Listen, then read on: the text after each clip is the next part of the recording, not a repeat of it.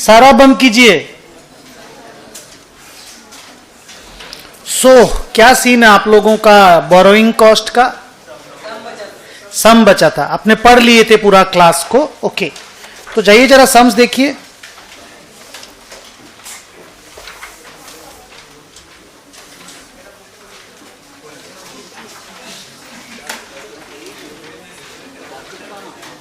नहीं है, छोड़ दीजिए।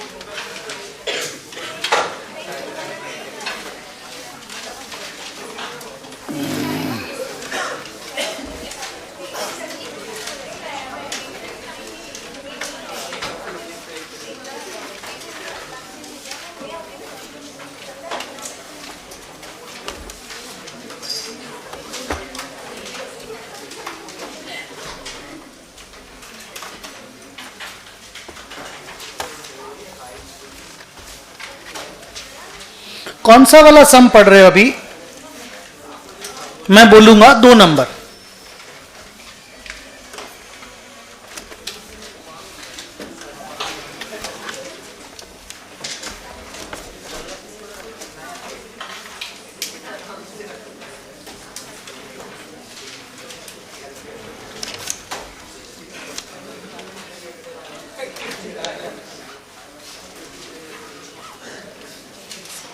हाँ बेटा, सारा एसी बंद करिए सब, एक बार चेक कीजिए।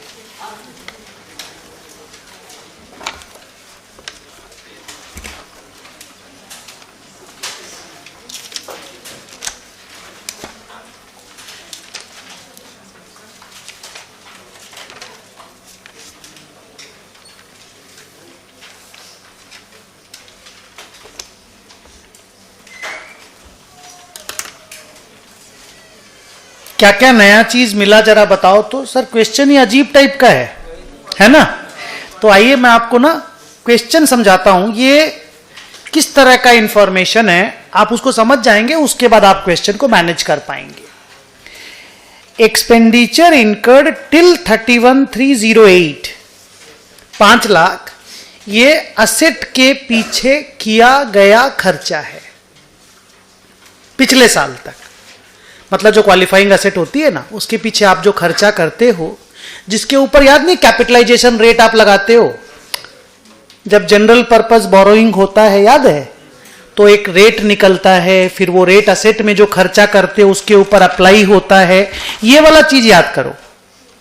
ये देखो, ये मान लो मल्टीपल जगहों से हम लोगों ने लोन लिया था, और ये मान लो एवरेज रेट आया था 13.33% आया था। तो फिर ये मान लो हमने असेट्स पे खर्चा किए थे।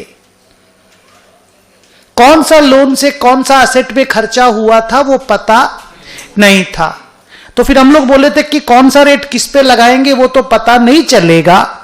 तो ये जो एवरेज रेट आता है 13.33%, ये एक्सपेंडिचर पे यूज कर लेना पड़ता है। याद है ये वाला चीज किए थे, उसी का एडवांस्ड वर्जन है, उस चीज का एडवांस्ड वर्जन है।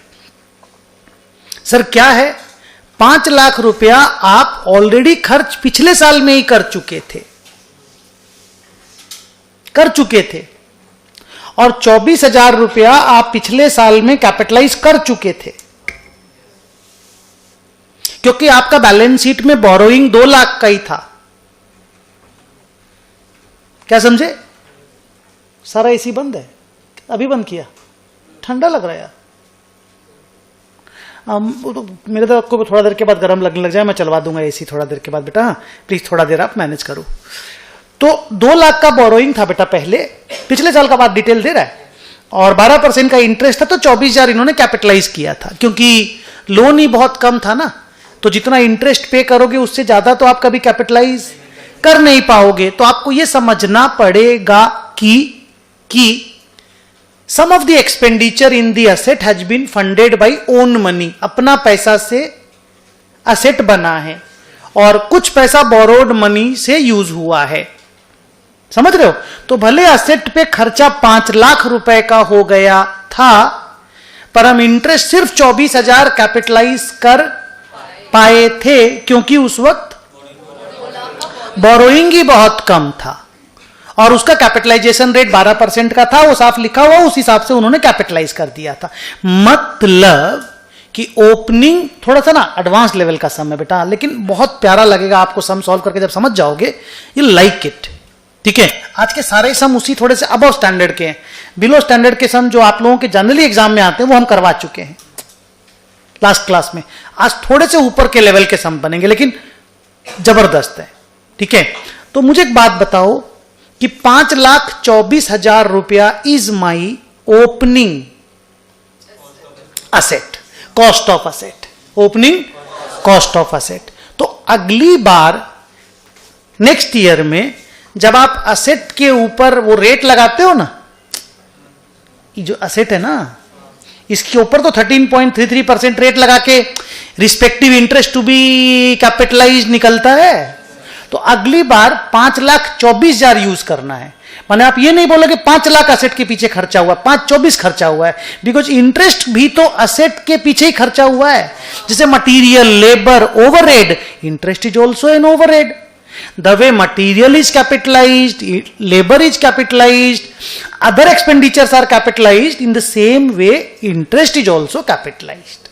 So आज के बाद आपके लिए 5 लाख नहीं, 5,24,000 is the expenditure on capital asset. तो अगली बार जब आप और खर्चा करोगे तो 5,24,000 में वो ऐड होगा, और फिर जितना टोटल होगा उसके ऊपर रेट एप्लीकेबल होगा, बिकॉज 5,24,000 भी तो आपका खर्चा है, और इस साल जो खर्चा किए वो भी तो खर्चा है। तो खर्चा के ऊपर ही तो आप इंटरेस्ट का रेट लगाओगे। ये देखिए, ये सब लैंड एंड बिल्डिंग पे किया जाने वाला खर्चा ही तो था, खर्चा ही तो था, खर्चा ही तो था। और अगले साल भी तो कैपिटलाइज होगा ना इंटरेस्ट, तो बिकॉज इंटरेस्ट का मीटर तो रुकेगा नहीं। इंटरेस्ट का मीटर कब रुकेगा? जब हम लोन पेमेंट कर देंगे, चुका देंगे। पर अभी तो लोन भी चल रहा है और असेट भी चल रहा है। तो असेट के पीछे का खर्चा खाली नया खर्चा को नहीं बोला जाता है, पुराना जो खर्चा किए वो भी तो असेट के पीछे का ही खर्चा है। तो सब्सीक्वेंट, बच्चों नॉलेज लीजिएगा, सब्सीक्वेंट ईयर में जब आप इंटरेस्ट रेट को, मोबाइल बंद कर बेटा, तो कुछ नहीं समझ पाएगा नहीं तो। सब्सीक्वेंट ईयर में जब आप इंटरेस्ट रेट को असेट के खर्चा के ऊपर मल्टीप्लाई करते हो तो पिछले साल के खर्चे को भूल मत जाना, वो भी तो असेट के पीछे किया वाला खर्चा है, और इस बार जो खर्चा किया उसको और ऐड कर देना। तो अगले बार और ज्यादा इंटरेस्ट कैपिटलाइज होगा, कम नहीं। बोलो क्यों? क्योंकि हाँ, लोन तो चल ही रहा है आपका, नहीं समझे, और खर्चा तो आप पिछला बार भी तो किए हैं। जिसको मैं अच्छे तरीके से आपको समझाता हूं। देखो, जैसे मान लो 100 लाख रुपया का लोन है, 80 लाख रुपया का खर्चा है, तो आप 80 लाख रुपया के ऊपर इंटरेस्ट कैपिटलाइज कर दिए, बाकी 20 लाख आपके बिजनेस में यूज हुआ है। 100 लाख का आप लोन लिए, 80 लाख का आप असेट बनाए, 20 लाख बिजनेस में यूज किए। तो जो बिजनेस में यूज किए वो तो असेट के साथ कैपिटलाइज नहीं होगा, लेकिन जो 80 लाख असेट में यूज किए उस पे तो इंटरेस्ट कैपिटलाइज होगा। तो मान लो 80 लाख पे टोटल 100 लाख पे जो भी ब्याज दिए थे, 100 लाख पे मान लो 10 लाख दिए थे, तो 80 लाख पे 8 लाख दिए थे, तो आपका 88 लाख का खर्चा हो गया। 80 प्लस 8। अब हम क्या बोल रहे हैं कि अगले बार आपने उसी असेट के पीछे और 5 लाख खर्चा किया, तो अब आपका असेट के पीछे खर्चा हो गया 93 लाख। तो अगला बार जो इंटरेस्ट कैपिटलाइज होगा वो 93 पर होगा, खाली 5 पर नहीं। अरे बाबा, हाँ, असेट तो इतना बना है ना, और अगले साल भी तो इंटरेस्ट अक्यूमुलेट तो होगा ना। आप समझ पाए हम क्या बोल रहे हैं? सो बी केयरफुल। ये क्वेश्चन आपको उसका क्लैरिटी दे देगा। चलो मैं आगे चलता हूं। हम लोग इसको सिंपल से बोलते हैं कि for all subsequent periods interest rate, जिसको कैपिटलाइजेशन रेट बोलते हो, WACR, ये WACC जिसको बोलते थे आप, will be applied on expenditure on the capital asset plus interest earlier capitalised. जो मैंने कैपिटल असेट पे खर्चा किया प्लस जो इंटरेस्ट कैपिटलाइज किया वो भी असेट के पीछे का ही खर्चा माना जाता है। आगे देखिए 2 नंबर के बाद 3 नंबर लाइन क्या बोलता है, asset transfer to construction during 8-9, इसको बोला जाता है बेटा मटीरियल कंज्यूम्ड। सर ऐसा गंदा लाइन लिखते हैं आप लोग, ये बड़े कंपनियों में ये टर्म्स यूज होते हैं, लेकिन सर हम लोग ये टर्म्स सीखे नहीं है अपने क्लास में। आप ना कॉस्टिंग की क्लास में, कॉन्ट्रैक्ट कॉस्टिंग में आप ऐसा हो सकता है सुने होंगे कि मटीरियल वगैरह जब कंस्ट्रक्शन के साइट पे जाता है तो असेट्स ट्रांसफर्ड बोला जाता है कि भाई एसेट हमने वहां ट्रांसफर कर दिया, मटीरियल है तो मेरा असेट ही ना बेटा, stock after all is my asset. तो वहां ब्रैकेट में लिख दो बेटा मटीरियल कंज्यूम्ड। ये कौन से साल कंज्यूम हुआ है, 8-9 में। ये 5 लाख के अंदर है कि ये नया है, हाँ, तो फिर 5 लाख कब खर्चा हुआ, पिछले साल। उसमें मटेरियल लेबर ऊबर सभी कुछ होगा ना, गुड। अब उसके नीचे देखो क्या लिखा है, ये लेबर और ओवरहेड का पेमेंट है। जो हम कंस्ट्रक्शन कर रहे हैं ना उसमें ये कैश पेमेंट किया गया, साइट में इतना रुपया कैश पेमेंट किए। साइट में हमारे एक बिल्डिंग बन रही है तो ये साइट में इस तरह के वर्ड यूज होते हैं। तो इसको और ऊपर वाले 1 लाख को आप कैसे परसीव करते हो बेटा, कैपिटलाइज करेंगे, वेरी गुड। तो मैं इसको 5,24,000 plus 1 lakh plus 80,000, you got it. आपको नहीं लगता है ये जो नॉर्मल असेट कैपिटलाइजेशन का अप्रोच है जो फाउंडेशन और 10, 11, 12, 13 में भी पढ़े हो, वही वाला चीज है। तो नया चीज सर फिर क्या है, नया चीज बेटा अभी बोलेंगे 2 मिनट के बाद। नया चीज जो अभी तक बोले हैं वो ये है कि 24,000 और 5 लाख में कोई फर्क नहीं है। 24,000 is interest capitalised, 5 lakh is material capitalised. नीचे 1 लाख और ऊपर के 5 लाख में कोई डिफरेंस नहीं है, रादर नीचे 1 लाख और ऊपर के 24,000 में भी कोई डिफरेंस नहीं है। सब कैपिटलाइज्ड एक्सपेंडिचर है, सब बिल्डिंग के पीछे लगने वाला खर्चा है। अब वर्ड से कंफर्टेबल हो गए। एक्चुअली इंस्टीट्यूट को इस तरह का क्वेश्चन बनाने के पहले ये टर्म्स के सामने जो रिस्पेक्टिव टर्म बच्चों को समझ में आए वो लिख के देना चाहिए। ये क्वेश्चन ऐसे बनाया गया है जैसे वो बच्चा कोई कॉन्ट्रैक्टर है और वो कॉन्ट्रैक्टर का सारा टर्मिनोलॉजी जानता है। आप समझ रहे हो? तो ये आई एम सॉरी टू से कि क्वेश्चन पेपर को बनाने वाले की गलती है कि उसने इसके टर्म्स को इजी नहीं किया। लेकिन 5,24,000 इजी है, बोली हाँ या ना। 1,80,000 गंदा है, मैंने आपको क्लियर कर दिया। 1 लाख मटीरियल है, 80,000 लेबर है, ठीक है। नीचे वाला चीज आप लोग कॉस्टिंग की क्लास में अगर आप रंजन के यहां कहीं भी जाते हो, ज्यादातर बच्चे रंजन के यहां जाते हैं, वो बताया होगा ये चीज।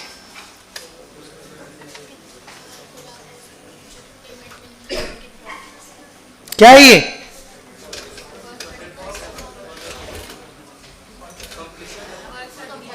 ₹3,60,000 रुपया क्या है? पैसा मिल गया क्या, ये बताओ।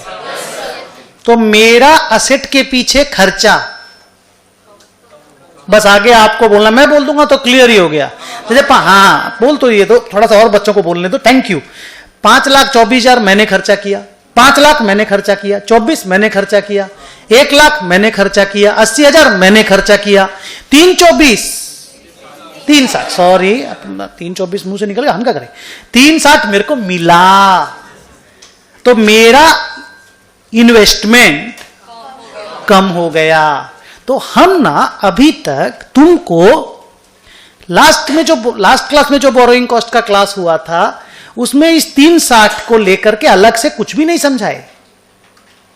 लेकिन तुम लोगों का कॉमन सेंस, और तुम लोगों ने इतने साल जो भी कॉस्टिंग, जहां कहीं भी जो भी अकाउंट्स पढ़ा, उससे ये आइडिया लगना चाहिए कि yes I had received this, और ऊपर में आई हैड पेड। तो if I paid and I have received something, so my net investment has come down. तो 5,24 plus 1 lakh plus 80,000 minus 3,60,000 is equal to कितना? 3,44,000। This is my net expenditure on capital asset. नहीं समझे? अब आगे देखो, नया borrowing और लिया गया 2 लाख का 12% पे ही, माने टोटल आपकी 4 लाख की बोरोइंग है, बोलो हाँ, और 12% वाली ही है, अग्रीड। और आपका total expenditure on capital asset है कितना? 3,44,000, और ये है 4 लाख का टोटल लोन। जनरल पर्पज है सारे, स्पेशल लोन नहीं है। स्पेशल लोन होगा तो बोलता। आप इस पे 12% इंटरेस्ट दे रहे हो, 48,000। आपको कैपिटलाइजेशन रेट इस पे लगाना पड़ता है,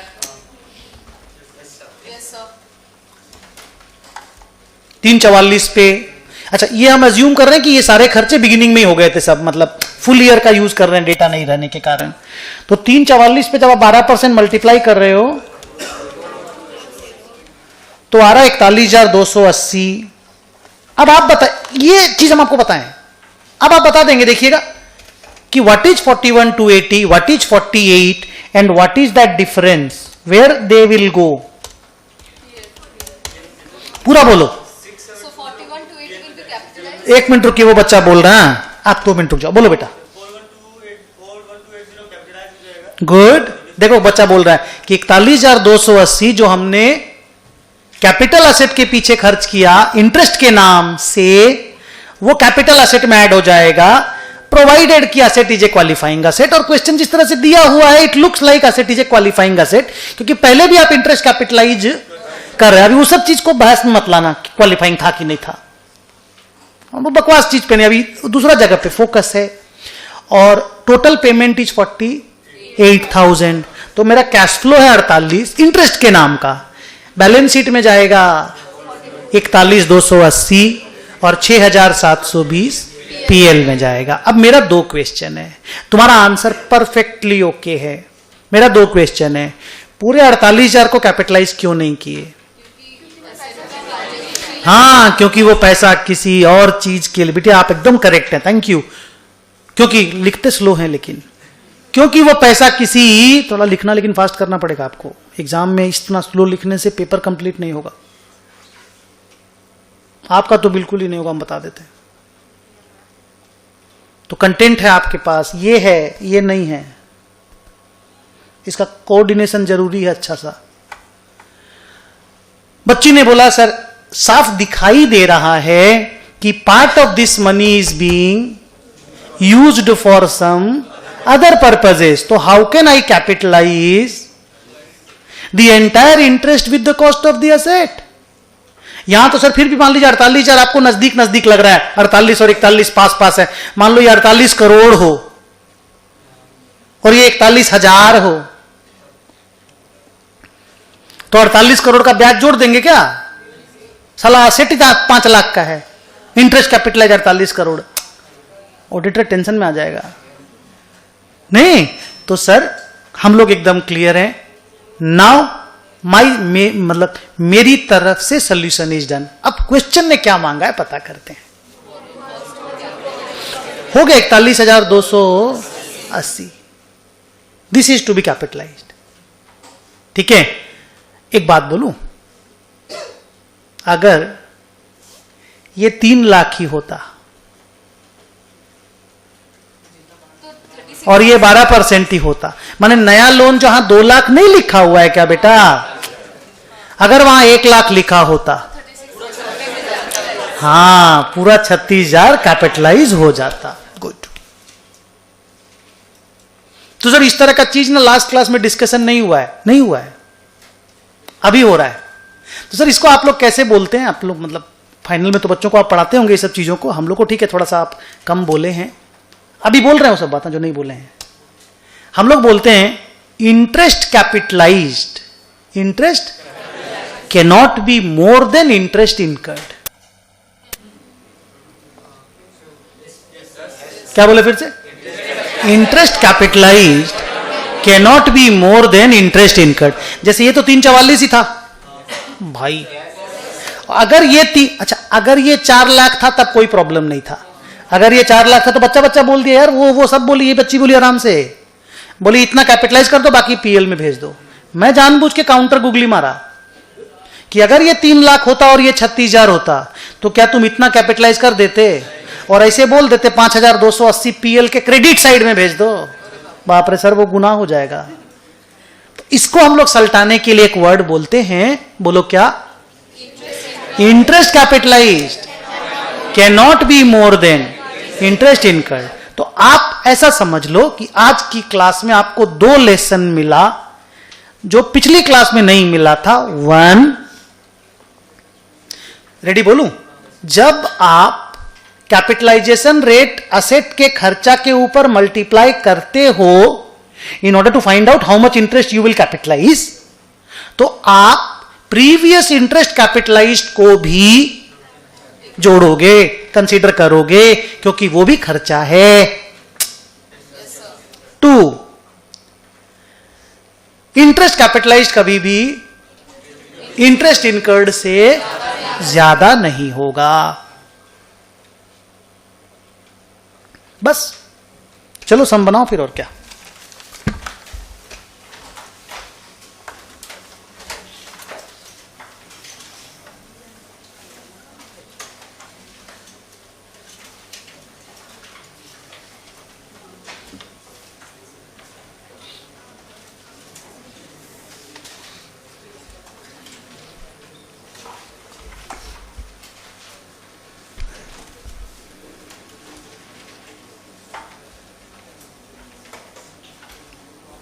ऑन है ये, ऑन।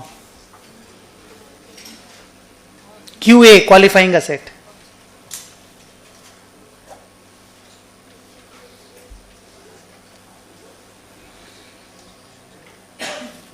बोलिए।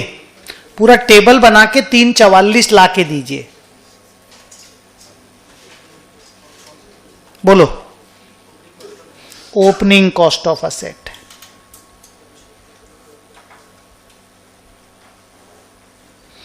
ऐसे ब्रैकेट में लिखिए। ये मुन्ना बात मत करो, बहुत जोर जोर आवाज आ रही है।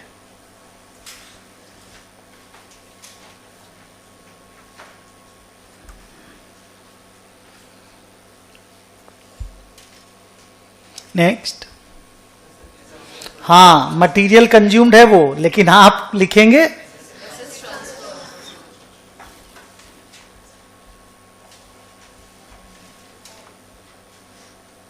आप जो कॉस्टिंग की क्लास में जाते हो तो वहां तो कंस्ट्रक्शन कॉस्टिंग ना, क्या कॉस्टिंग, कॉन्ट्रैक्ट कॉस्टिंग वर्ड है, चैप्टर है, तो वहां पे इस तरह के वर्ड यूज नहीं होते। तो वहां मटेरियल कंज्यूम को क्या बोलते हैं?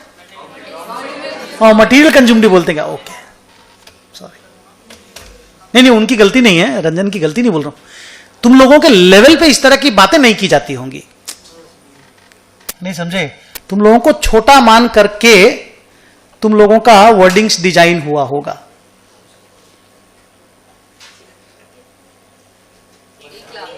ही is good, no Ranjan?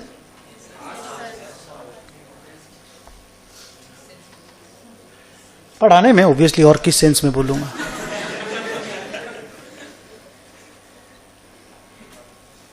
M I good?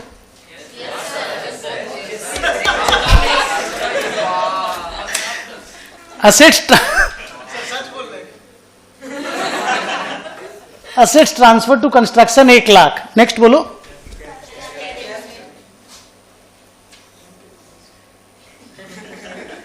फिर से बोल, क्या चीज बेस्ट सुनेंगे?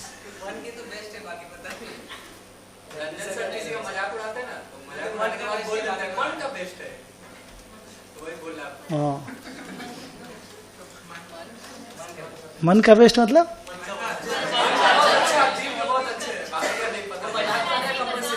अच्छा, तुम्हारा अगर मजाक उड़ा तो तेरे लिए बोल दिया, जो हम तेरे लिए नहीं बोलते हैं। चल बोल। कैश पेमेंट 80,000, और बोलो बेटा। लेस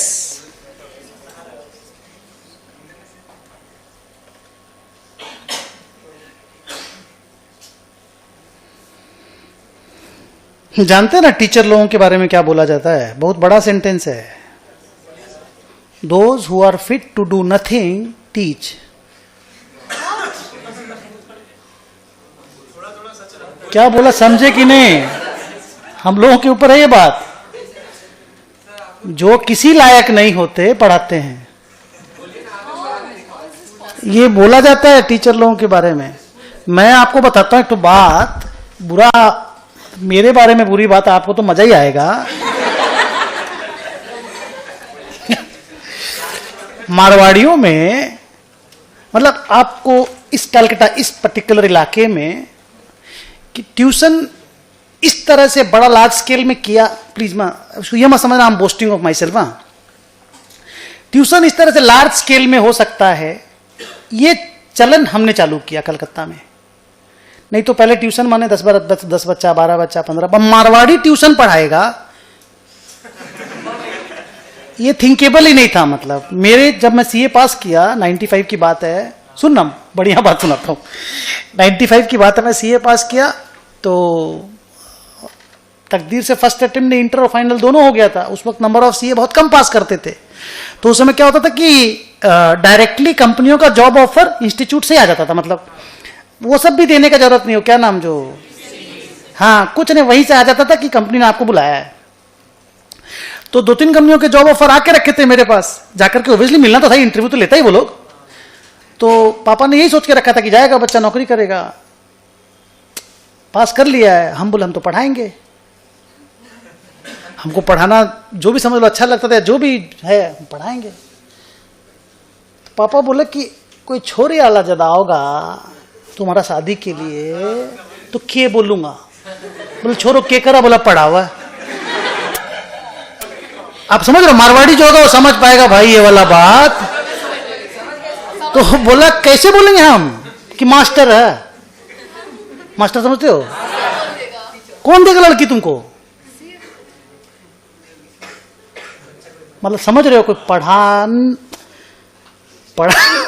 पढ़ाना एक प्रोफेशन, मतलब शर्म की बात। 95-96 की बात बोल रहा हूं मैं। खाली पापा को यही बोला, ये बात 97-98 में हुआ, पढ़ाया, फिर पढ़ाने लग गए। पापा कुछ बोलते नहीं थे। 98-99 में मान लो शादी की बात हुई, तो मैं उनको बोला जो भी देखने आएगा, जो भी मेरे को देखने आएगा, लव मैरिज तो था नहीं, तो हम बोले आप उसको भेजिएगा यहाँ पे, जब वो देखेगा ना क्राउड, फिर वो मल्टीप्लाई करेगा।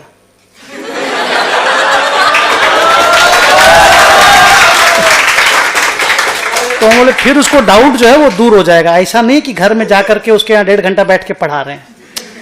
आप समझ रहे हो मैं क्या बोल रहा हूँ? हम बोले स्टाइल अलग है, ठीक है, आप मेरे पास भेज दीजिएगा उनको। चलिए टोटल करते हैं, कितना हुआ बेटा?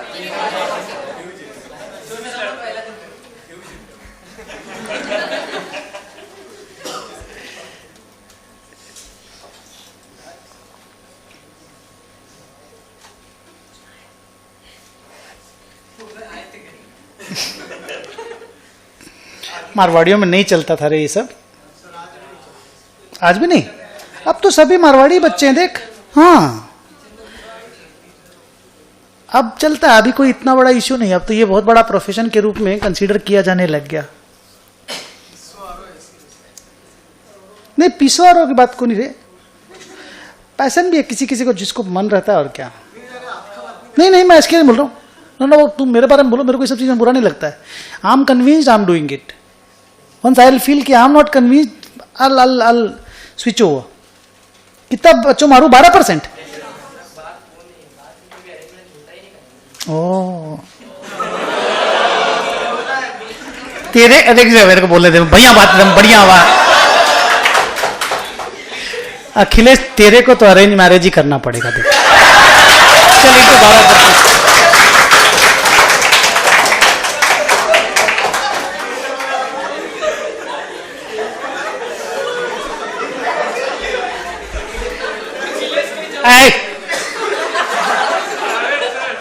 बेसी उसी समय बात खत्म करने का होता है। वो बच्चा भी जो बात बोलता है उसी समय खत्म होता है। नो कमती बोलता है क्या मेरे को? सुनो बच्चों, 41,280 क्या है? Interest to be capitalised. अब लिखो actual interest incurred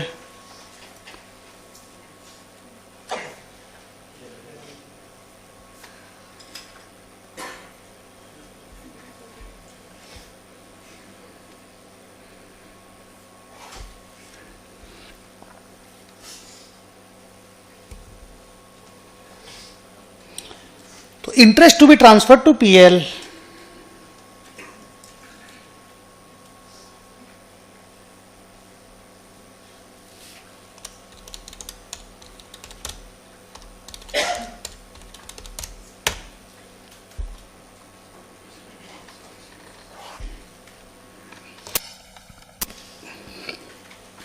but done हो गया ये सम. क्वेश्चन नंबर 4 देखो. A much larger sum, at least 3-4 times larger, huh?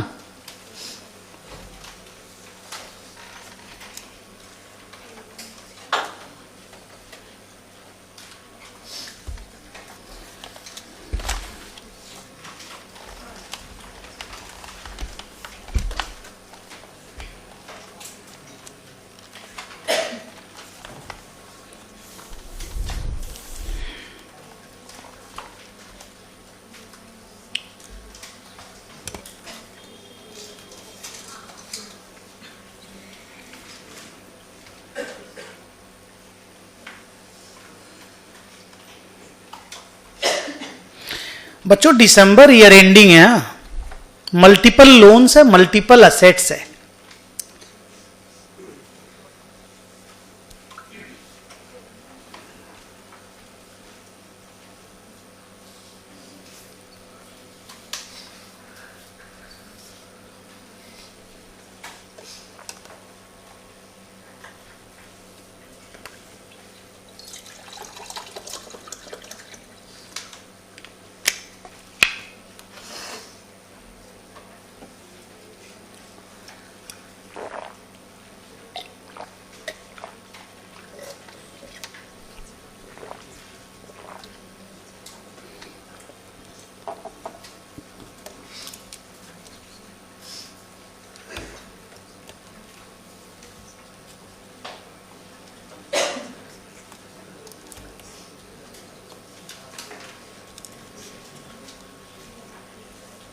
ये जो बगल में 1 लाख, 2 लाख और 2.5 लाख है, वो क्या है सर? हाँ, वो सब का खर्चा है जो आप अदर एक्सपेंडिचर नहीं बोलते हो क्या, वो सब है. कैसे पता चला वो सब है, वो इंटरेस्ट नहीं है? रिलेटेड एक्सपेंस वर्ड ही लिख दिया. हाँ तो फिर ठीक है ना. अच्छा, ये भी इंटरेस्ट माना जाता है, मतलब बोरोइंग कॉस्ट में ये भी इंक्लूड किया जाता है. खाली इंटरेस्ट ही बोरोइंग कॉस्ट नहीं है. There are 5 other types of borrowing cost, है ना. ठीक है. अच्छा, इसमें से कौन सा लोन स्पेशल पर्पस लोन है जिसमें कम झमेला होता है? 2 नंबर वाला ना. तो उस पे जो भी इंटरेस्ट इनकर होगा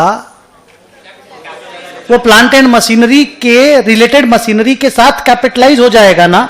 उसमें तो weighted average cost of capital का कोई रोल नहीं है ना. गुड. तो आप एक काम करो ना बच्चे मेरे लिए, बाकी डिटेल हम करेंगे वर्किंग. आप क्वेश्चन पढ़ लिए थे ना. जो वो 2 नंबर वाला लोन है ना, 14.5% टर्म लोन. टर्म लोन माने बैंक से लिया हुआ. इसका इंटरेस्ट कितना है साल भर का? कैलेंडर ईयर वाइज सम है बेटा. हाँ, अप्रैल टू मार्च का सम नहीं है, जनवरी टू दिसंबर का सम है. और उसका रिलेटेड एक्सपेंस कितना है, दोनों को ऐड करके सीधे बोल दो तो ये हम प्लांट एंड मशीनरी के साथ कैपिटलाइज करेंगे. चलो एक वर्किंग बनाते हैं ऐसा.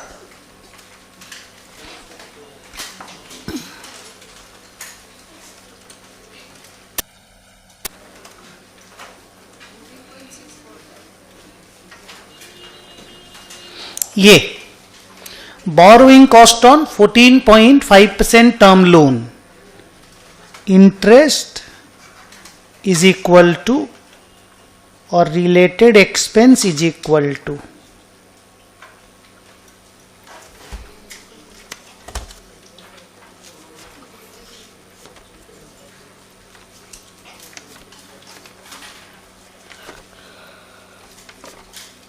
बोलो 200 मल्टीप्लाइड बाई 14.5% मल्टीप्लाइड बाई 6/12 की 9/12 देख तो एक बार फिर से. ठीक है, आंसर बोलो. और रिलेटेड एक्सपेंस कितना है? सब मिला के इसको क्या करना है, प्लांट एंड मशीनरी के साथ कैपिटलाइज करना है। तो लिख लो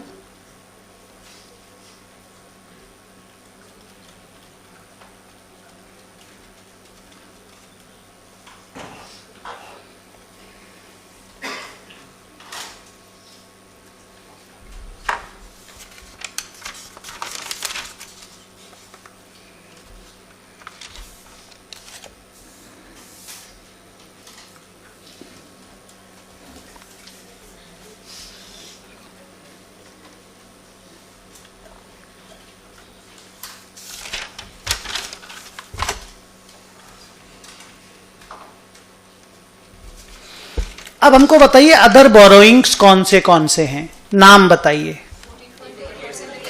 14.8% वाला डिवेंचर है और 14.2% वाला टर्म लोन है। ये दोनों जनरल पर्पस बोरोइंग होती है। ये जो मेरा कल का डायग्राम था, ये डायग्राम से तो मेरा मतलब है जो मेरा लिखा हुआ था ये वाला, ऐसा होने से क्या होता है, वेटेड एवरेज निकलता है। तो वेटेड एवरेज में तीनों लोन का निकालूं कि दो लोन का? गुड। अब देखिए वेटेड एवरेज में कल एक तो झमेला हो गया था, याद है? साला वेटेड एवरेज निकाले तो छोटा आ गया था आंसर, याद है ना? तो फिर वो ये बच्चा सुधार के बताया था, सर ये गलती हो रही है, इसको आप 1/4 करिए, कुछ था ना कहानी। इस सब में भी ना वो स्ट्रक्चर है, गड़बड़ाइएगा मत आप। तो अब कॉपी में नोट नंबर 2 में लिखो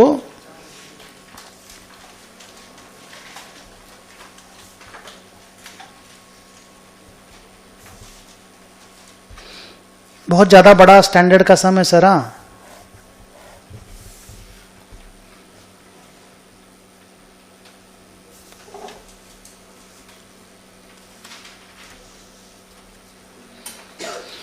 WACC फॉर जनरल बोरोइंग्स। ऊपर में खर्चा जोड़ो, नीचे में लोन लिखो। पहला खर्चा बताओ, पूरा बोल कैसे है, दिस इंटू दिस, 400 इंटू और साल। ओके, तो डायरेक्ट अमाउंट लिखूं कि ऐसे लिखूं? 400 प्लस लिख देता हूं। हाँ वही बोल, डायरेक्ट अमाउंट लिखने का मन था, ठीक है आप लोग बोल रहे तो ऐसे लिख देता हूं। ये एक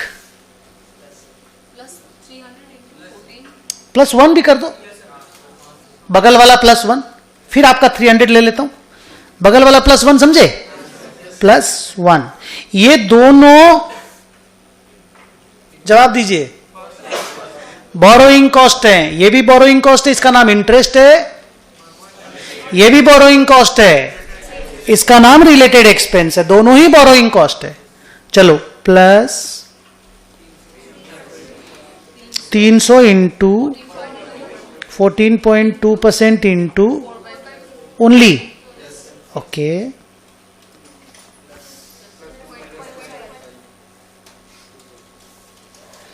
गलती यहां पे नहीं हुई थी आपसे कल,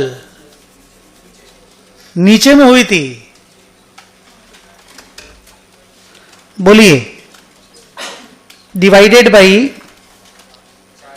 अरे डिवाइडेड बाई पहले बोलिए, 400 प्लस, हाँ 100, 300 इंटू 4/12।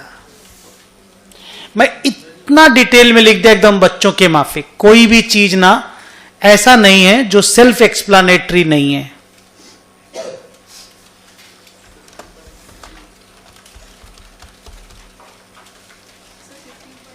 हाँ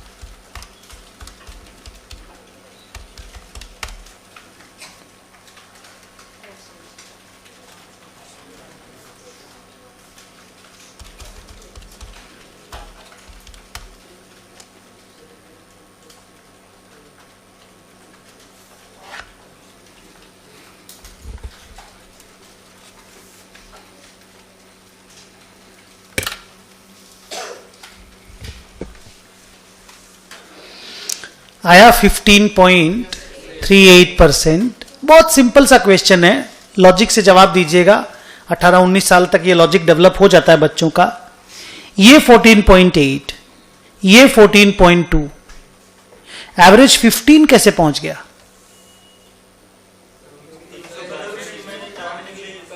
नहीं, वो तो 100 कर दिए ना नीचे में। अरे उसके लिए तो नीचे 100 कर ही दिए रे बाबा, नीचे 300 करते तब तुम ऐसा बोलता। हाँ सर, खाली इंटरेस्ट नहीं है। आप ये दोनों में कितना कन्वीनियंटली आपने क्या किया, खाली इंटरेस्ट को जोड़ के इससे मैच करा लिए। ये weighted average cost of capital है, इसमें खाली इंटरेस्ट नहीं है, रिलेटेड एक्सपेंस भी है। तो क्योंकि रिलेटेड एक्सपेंस भी साइजेबल अमाउंट में था, 3.5 लाख रुपया, बोल करके थोड़ा सा एक्सीड कर गया। अब क्या करना पड़ता है? अच्छा, 76.9 क्या है एग्जैक्टली? ये अमाउंट क्या है? Total borrowing cost on general purpose borrowings. क्योंकि वो वाला बोरोइंग तो हम उसका डिस्कस ही करके खत्म ही कर दिए। ये जनरल पर्पस की मेरी जो 2 बोरोइंग्स हैं, उनका 9, 10, 8, 9 जो भी साल है, ये 1, 2 व्हाटएवर साल, मेरे को मत बोलना प्लीज, अभी मैं मूड में नहीं हूं इसके। ये 76.9 उसका बोरोइंग कॉस्ट है, ठीक है। और 15.38% उसी का WACC रेट है। रेट इसलिए निकालते हैं कि असेट के ऊपर रेट अप्लाई कर सकें, असेट के ऊपर रेट अप्लाई कर सकें।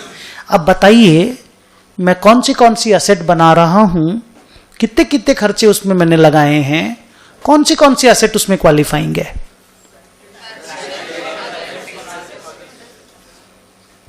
असेट के नाम बोलो, बाद में लिखना तुम, पहले पूरा डिस्कशन करना मेरे साथ। हाँ बेटा, फैक्ट्री शेड बना रहा हूं, प्लांट एंड मशीनरी भी तो बन रही है, और 3 असेट मैं बना रहा हूं। अब स्ट्रॉन्ग बहुत परफॉर्म किए इतने दिन तक, अच्छे से लूज मत कीजिएगा। प्लांट एंड मशीनरी का थोड़ा सा फंडिंग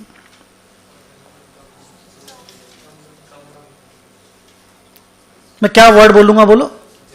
जनरल लोन से और थोड़ा फंडिंग स्पेशल लोन से हुआ है। मैंने प्लांट एंड मशीनरी में 900 लाख रुपया खर्चा किया है, 900 लाख रुपया खर्चा किया है।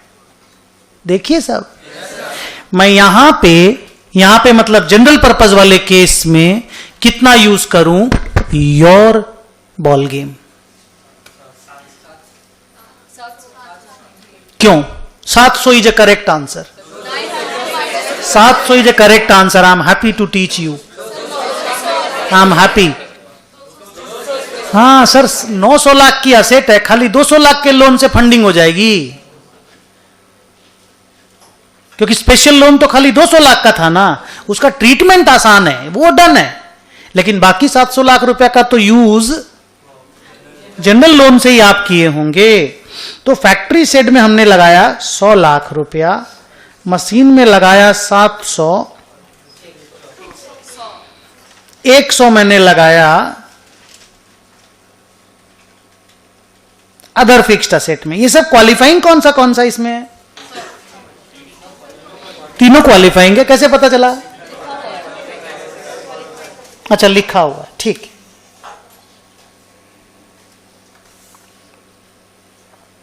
आपको कॉपी करने मना किया, रुकिए, कुछ जादू होगा, कुछ गंदा होगा काम। इंटू बोलिए, इससे क्या निकलेगा? कैपिटलाइज्ड इंटरेस्ट या interest to be capitalised. Help help.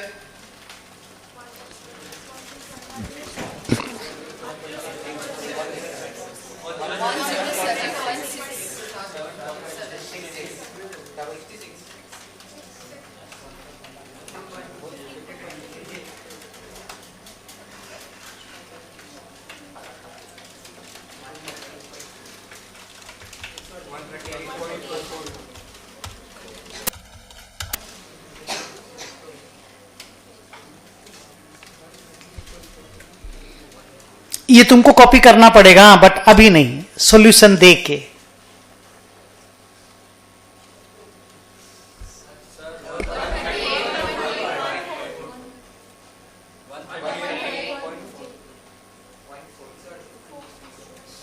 आप तो 153.8 बोले, मैं सुना नहीं। 15.38 दो, अच्छा मैंने मेरे कैलकुलेटर पे वो ठीक ही बोल रहे। देखिए बच्चे झूठ नहीं बोल रहे। ये कैसे हुआ? 15.38 और एक बार टाइप हो गया।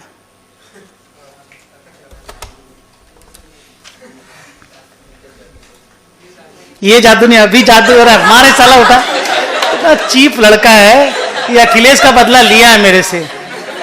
ये क्लासरूम मिल के हमको बदला लिया है मेरे से। जवाब तो देंगे भाई, अभी है 3 दिन। हाँ, एडेड एडवांटेज रहता है, एडेड एडवांटेज। और फिर उम्र का भी एडवांटेज रहता है। बेचारे बच्चे उतना नीचे उतर के नहीं बोल सकते। बिलो द बेल्ट हम बोल सकते हैं, वो नहीं बोल सकते, पर हम बोलते नहीं है। इधर है 138.4 to 76.9, पहचानो तो माने। रुके, गौरव बोल रहा है।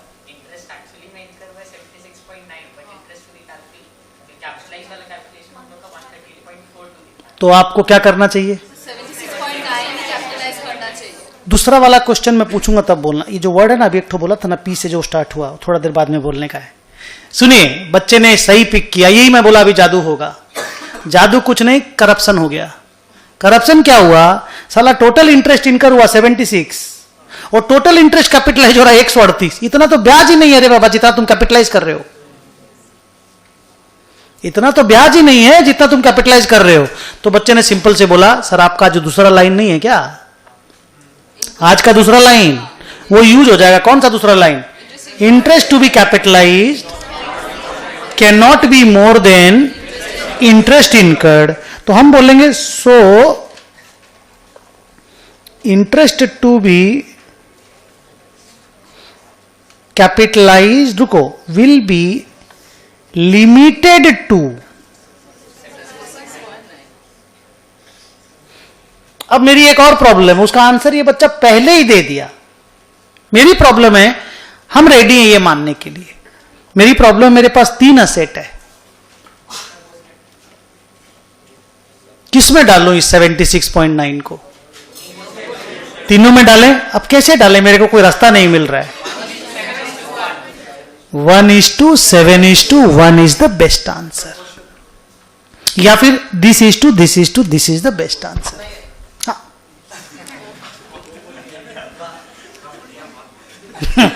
लैब थोड़ा टैप भी कर दे इधर में।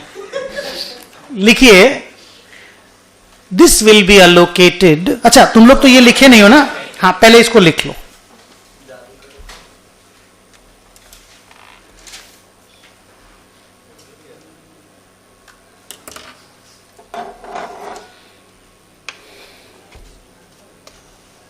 आज से ओडीआई चालू है क्या? और मैं चालू हो गया?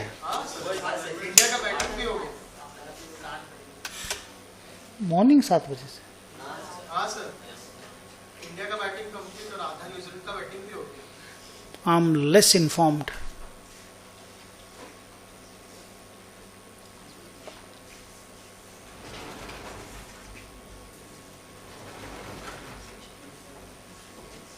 सर 8 ओवर में 37 रन चाहिए उन लोगों को। 37 8 ओवर। कितना विकेट है? 6 बाकी है। कितना बनाया इंडिया? 347 मार दिया लोग। अब उन लोग मार दिया बोल रहा ना, उन लोग भी तो मारा है। हाँ सर, रॉस टेलर का सेंचुरी होने वाला है 72 या 3 बॉल में हो जाएगा। छोड़ दो नहीं चाहिए। दे दो।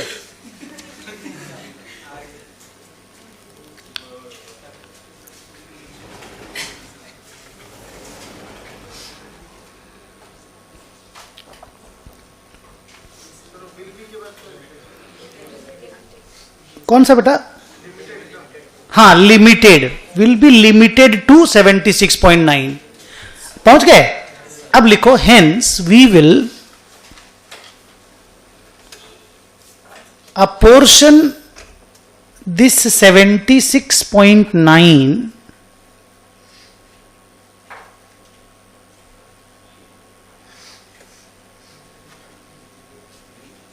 among three assets in 1:7:1 ratio.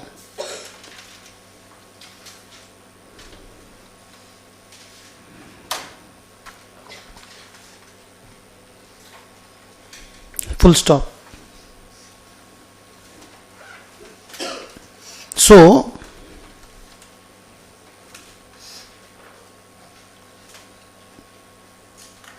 interest to be capitalized will be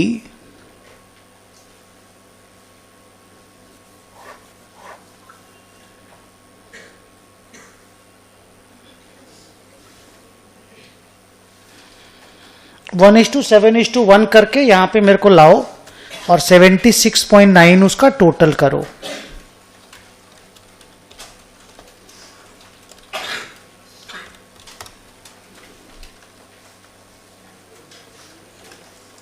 sir 8.5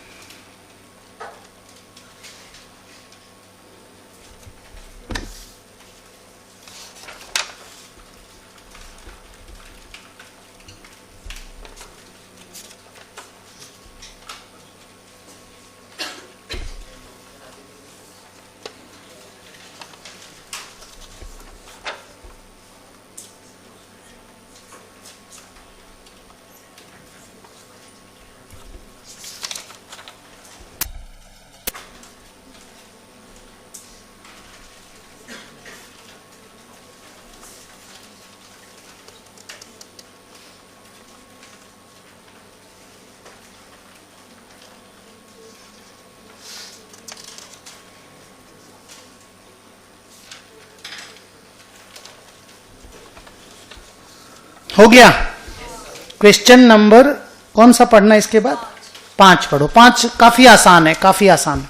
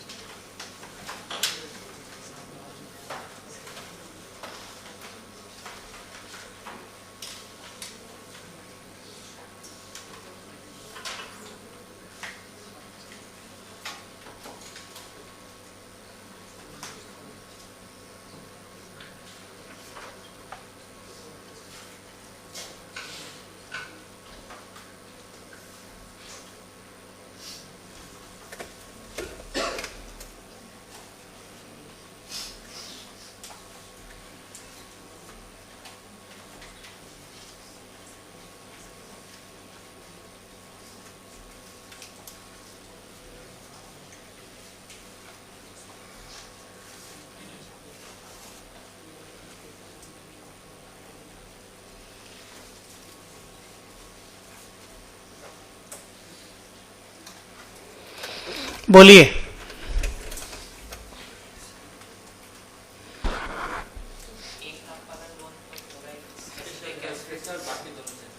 अच्छा, मतलब आप ये बोल रहे हो कि जो नीचे का 2 लोन है वो जनरल पर्पस है और ऊपर वाला जो टोटल 3 लोन है और ऊपर वाला लोन स्पेशल लोन है. तो स्पेशल लोन को WACC से तो कोई मतलब नहीं है.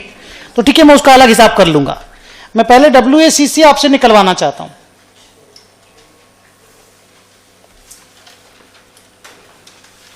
सीधे आंसर दीजिए तो डैश प्लस डैश. पहले ऊपर में इंटरेस्ट बताइए. 6 lakh into 11% plus 8 lakh into 13% divided by 6 + 8.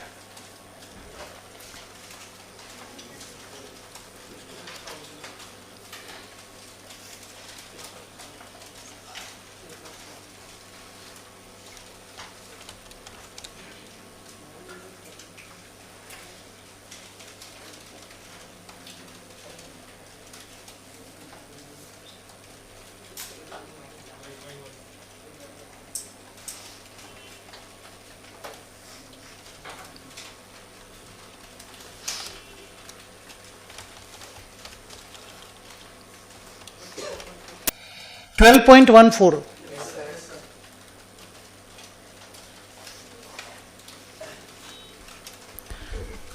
अब देखिए कैसे सम बनाया है, डेट वाइज डिटेल दिया है। नहीं तो सबसे पहले हमको बताइए जनवरी के ऊपर आप क्या स्टोरी करना चाहेंगे? 1 लाख के ऊपर इंटरेस्ट। हाँ पूरे साल का करेंगे, डन है। एक बच्चा बोला पूरे साल का, हम एकदम उसके साथ हैं। मेरी दूसरी प्रॉब्लम है, पूरे साल का में प्रॉब्लम ही नहीं मेरे को। हाँ वो 1 लाख और 1 लाख की प्रॉब्लम है। आप बताइए क्या करना चाहिए, आपको लॉजिक क्या लगता है बताइए।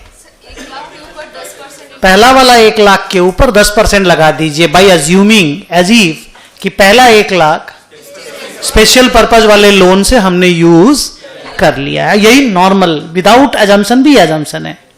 तो लिखो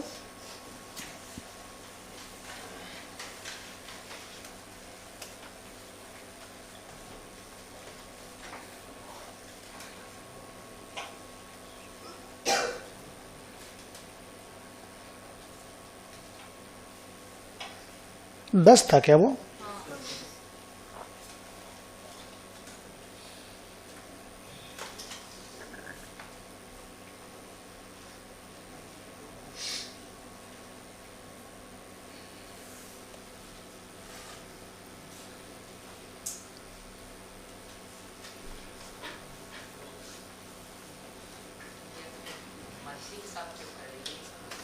मंथली हिसाब नहीं कर रहे हैं, खर्चा अलग अलग टाइम पे लगा है ना, तो सब पे एक साथ पूरे साल का कैसे लगा दें?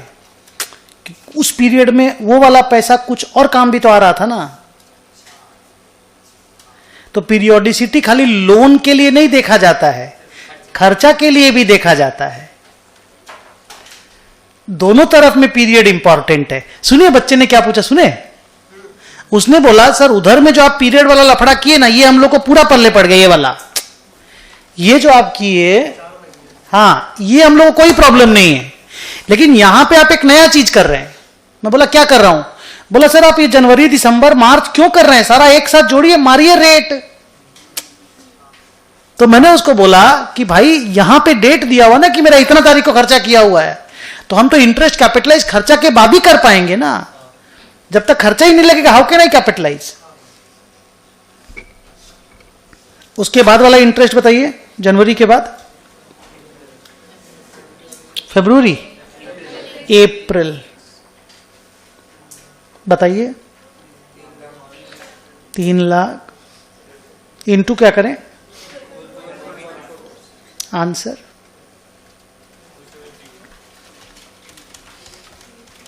अच्छा इसमें तो पीरियड भी है, 9/12 ना।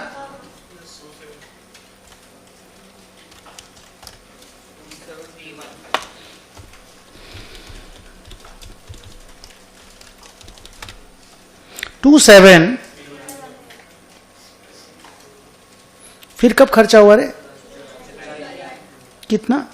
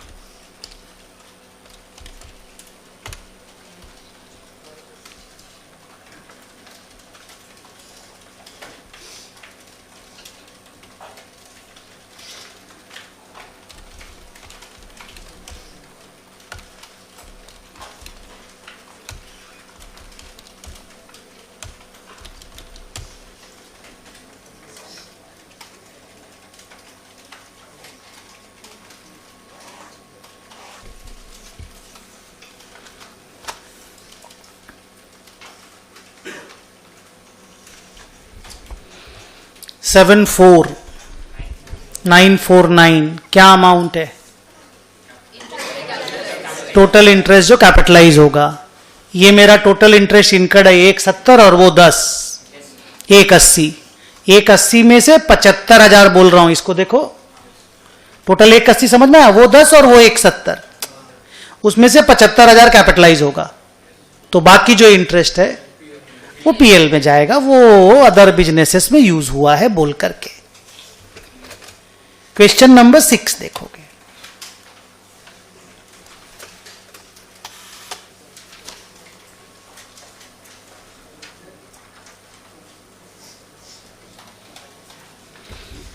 सिक्स जो है वो 5 से भी इजी सम है। चला दीजिए 2 ठो एसी।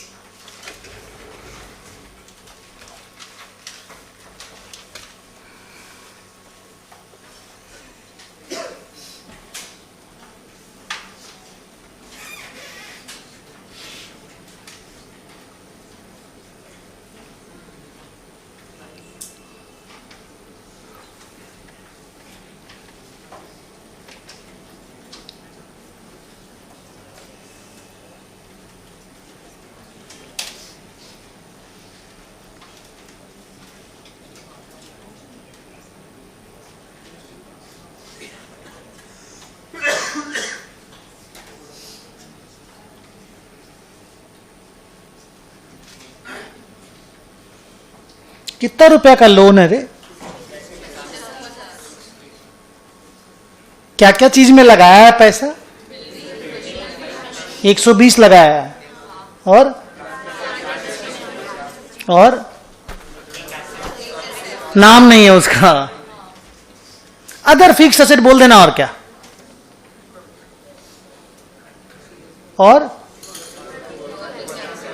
Working capital. 4 जगह पे पैसे लगाए हैं उन्होंने, मशीन में, बिल्डिंग में, अदर फिक्स्ड एसेट, उसका नाम नहीं है, आई एम सॉरी टू से, और वर्किंग कैपिटल में। कितने का इंटरेस्ट है? और लोन? तो पहले WACC निकाल लो।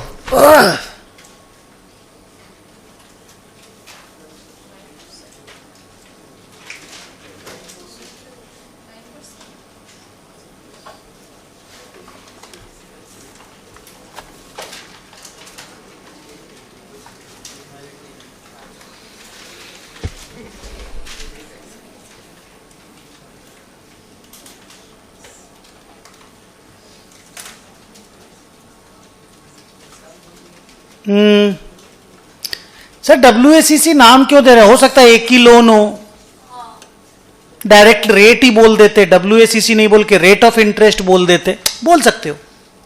मेरे को अमाउंट और लोन दिया हुआ था और 4 ठो असेट पे खर्चा हुआ था, तो हम WACC नाम दे दिए। रेट यही लगना है, चाहे जो भी नाम कुछ भी दे दो। किस किस असेट में कितना कितना खर्चा हुआ, एक्सपेंडिचर के ऊपर ये रेट लगाना है जाकर के। अच्छा पहले ये तो पता कर लो कौन सी असेट क्वालिफाइंग है। वर्किंग कैपिटल भी क्वालिफाइंग है?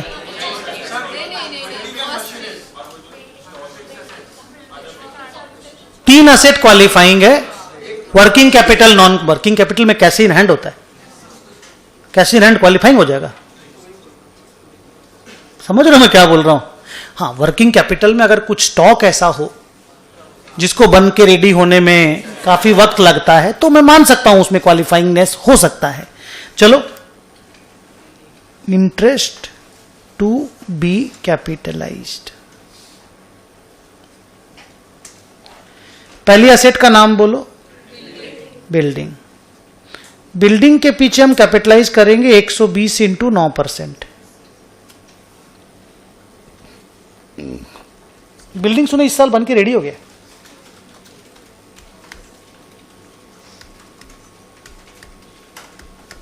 नहीं, बिल्डिंग रेडी नहीं हुआ, हो गया ना रेडी। देखो, building worth 120 lakh were completed and plant and machinery worth 350 lakh were installed by 31st। आज के बाद हम इंटरेस्ट कैपिटलाइज नहीं करेंगे इन दोनों पे भाई। सर नहीं समझे क्या बोल रहे हैं आप? मार्च 2002 के बाद ब्याज यही देते रहेंगे 58.5 लाख, क्योंकि लोन वही है 650 लाख, इंटरेस्ट लगता रहेगा आगे भी, पर कैपिटलाइज नहीं होगा कम से कम बिल्डिंग वाला तो, और ना ही प्लांट वाला भी होगा, क्योंकि वो दोनों असेट कंप्लीट हो गई है इस साल। इस साल भी बढ़िया होता, मंथ उंथ दे देता ना, तो 11 महीना कैपिटलाइज करते, 1 महीना का पीएल में भी भेज सकते थे। अगर वो बोल देता बिल्डिंग वाज ओवर ऑन 28 फरवरी या जो भी कुछ, पर नहीं बोला। पूरा मारो, ठीक है मारो, बोलो।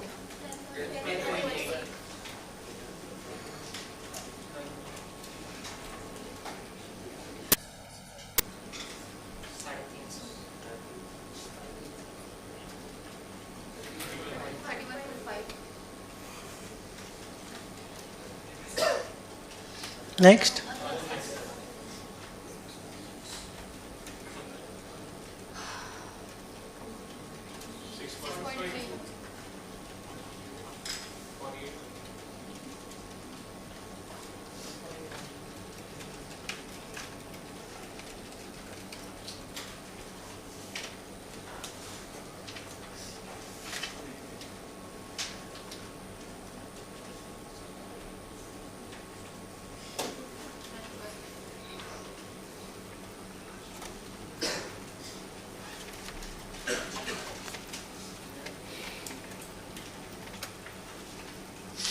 इस वाले इंटरेस्ट को क्वालिफिकेशन के लिए कंसीडर क्यों नहीं किया गया कैपिटलाइजेशन के लिए?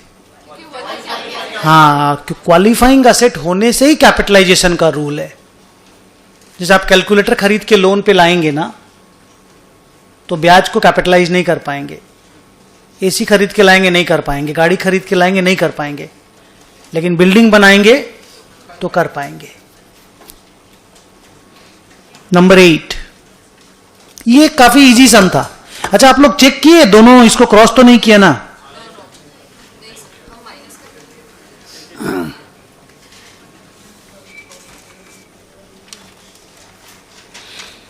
सर ऐसे पूछ रहे हैं, जरा देखना, जवाब देना। पिछला बार दिए थे, मान लो ये 9.9 और ये 54.6, दोनों मिला के 62।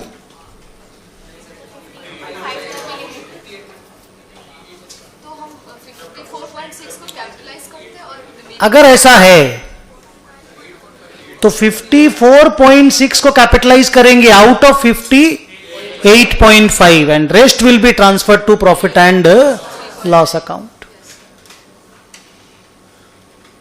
Next question number 8।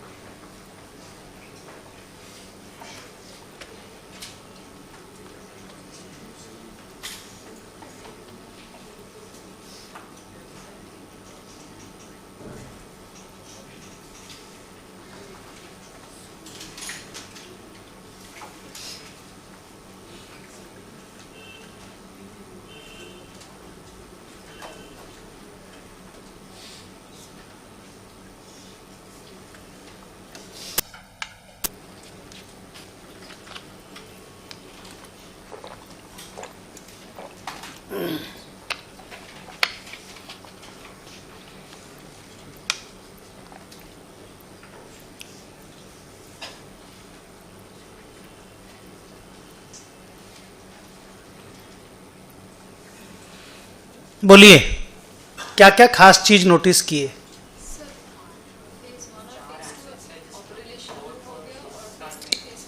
फेज 1 और फेज 2 बोलो बोलो, कंप्लीट हो गया। कब कंप्लीट हुआ? करंट ईयर में। बिगिनिंग में कि एंड में? क्योंकि अगर एंड में कंप्लीट हुआ तो हम उसका इंटरेस्ट कैपिटलाइज करेंगे। बिगिनिंग में कंप्लीट हो गया तो पीएल में भेजेंगे। बोलिए।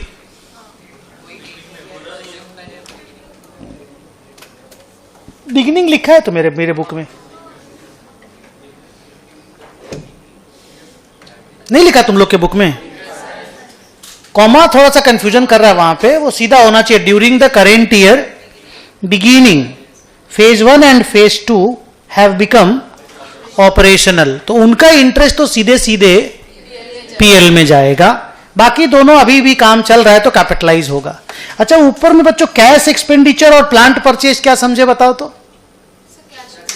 कैश एक्सपेंडिचर माने लेबर और ओवरहेड वगैरह, और प्लांट माने जो असेट खरीदते हैं। सब मिला के ना 266 लाख लिखा हुआ है और लोन 240 लाख का है। कैसे पॉसिबल है बताओ? बहुत ध्यान से जवाब देना, अच्छे से, मजा आएगा आपको। लोन 240 लाख है और एक्सपेंडिचर 266 लाख है। कुछ अपना पैसा भी यूज हुआ है, कुछ अपना पैसा भी यूज हुआ है। तो आप बताइए, सिंगल रेट है, कोई प्रॉब्लम नहीं है, किस तरह से आप कैलकुलेशन करेंगे? फिर निकल गया। हाँ, आप क्या कीजिएगा, रेशियो में बांट दीजिएगा। ये अज्यूम का दो अजम्पशन चलता है, मैं आपको बता रहा हूं, एक मिनट हम लोग करते हैं, वहां तक पहुंचते फिर बताएंगे। आप चारों इंटरेस्ट निकालिए।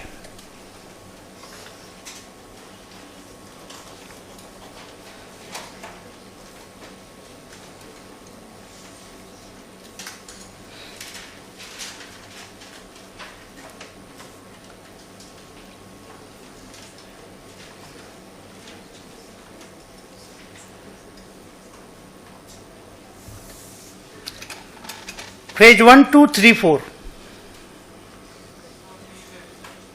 अरे sorry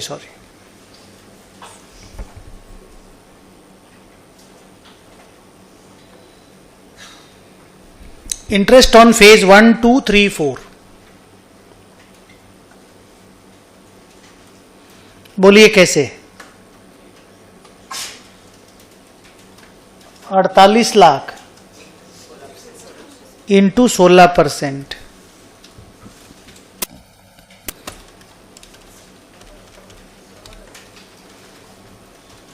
7,68,000। Next 75 lakh into 16%,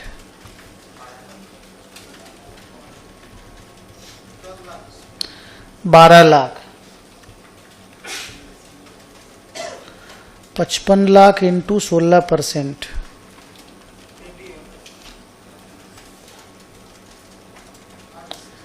880।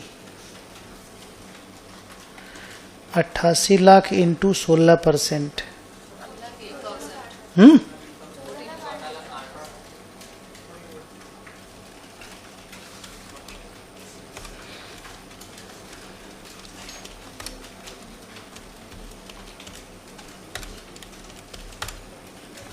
42,56,000।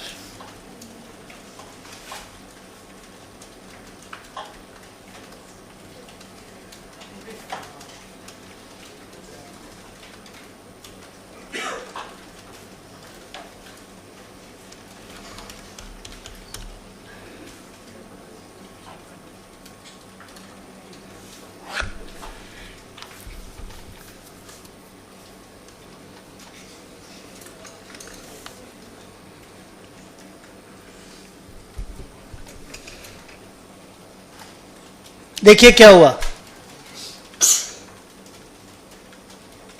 Phase 1 और फेज 2 ठीक है बिगिनिंग में कंप्लीट हो गया, लेकिन अगर नहीं कंप्लीट हुआ होता लास्ट तक रहता 42,56,000 कैपिटलाइजेशन के लिए आता और इनकरेंस 38 लाख हुआ है। क्या करना पड़ता है? हाँ, प्रोपोर्शनेट में बांटना पड़ता है। इसके पहले भी बांटे हो प्रोपोर्शनेट में, लिखो।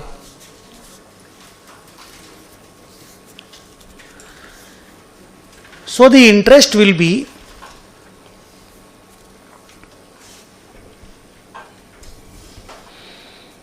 segregated proportionately in the ratio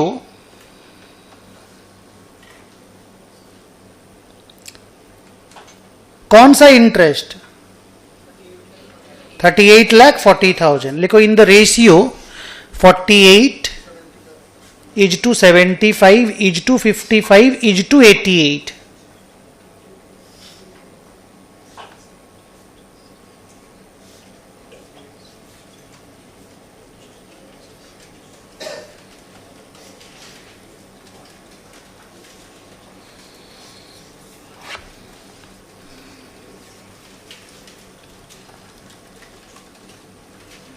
तो 266 है ना रे।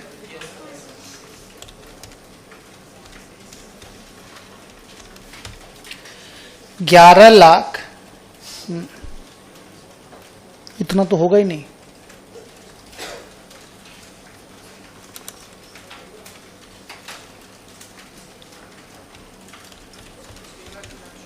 हाँ वही कम आएगा, वही तो मेरा गलती हो गया कुछ। 6,92,932।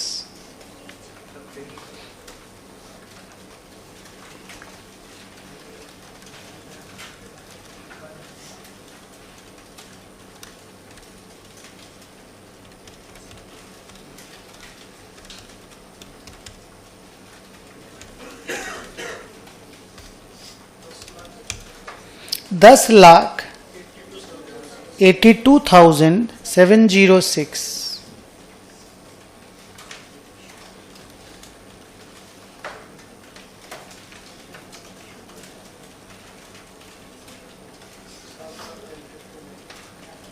बोलिए।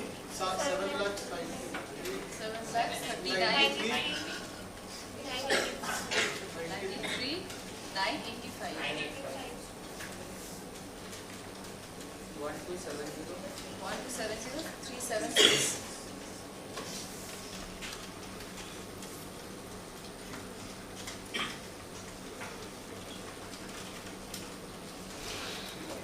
क्या करना है बताइए। पहला रो को PL लिखो the first two will be sent to P&L and the last two will be capitalized.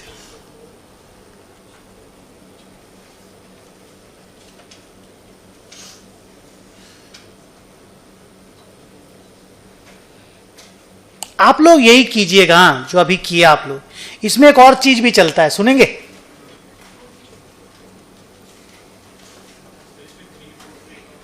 सुनिए, इसमें एक और चीज भी चलता है। जैसे ये मान लिया जाता है इधर, जैसे ये मान लिया जाता है, प्लीज यार हो गया ना, first two will be transfer to P&L। क्यों?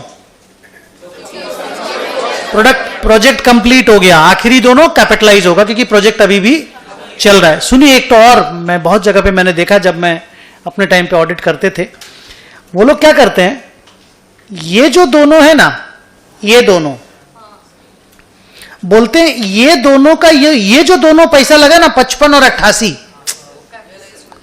55 और 88, बोलता है वो मेरा बोरोड मनी से यूज हुआ है। और ये जो दोनों पैसा है इसमें rest of the borrowed money use हुआ, बाकी इक्विटी मनी यूज हुआ है। तो हम लोग जो पूरा प्रोपोर्शनेटली किए ना, वो लोग, हाँ, वो कैपिटलाइजेशन के पोर्शन को हेवी करने के लिए ये वाला फंडा बहुत लोग यूज करते हैं। बट ठीक है, आप लोगों का ये वाला concept is more logical.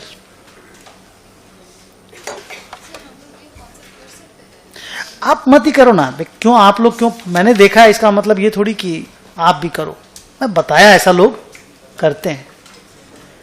Number 9,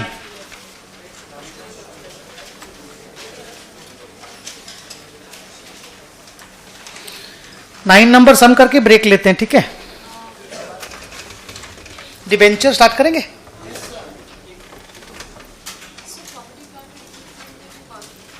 वो कर देंगे ना, तो बात हुआ तो करना है।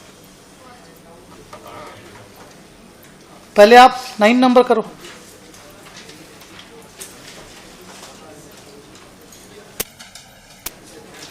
देखिए सर, सब में प्लान और एक्चुअल एक्सपेंडिचर लिखा हुआ है। अक्टूबर, नवंबर, दिसंबर, जनवरी, फरवरी, मार्च,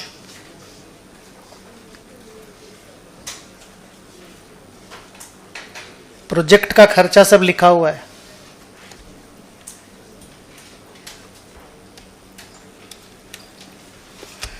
कैपिटलाइजेशन के लिए कौन सा खर्चा रेलेवेंट होगा बता सकते हो, अंदाजा लगा सकते हो? एक्चुअल वाला। ठीक है, बस समझ जाओ कि पीछे वाला बेकार है। हाँ, काट दो, सम में नहीं, बस दिमाग से। मंथली बेसिस को अंडरलाइन करो।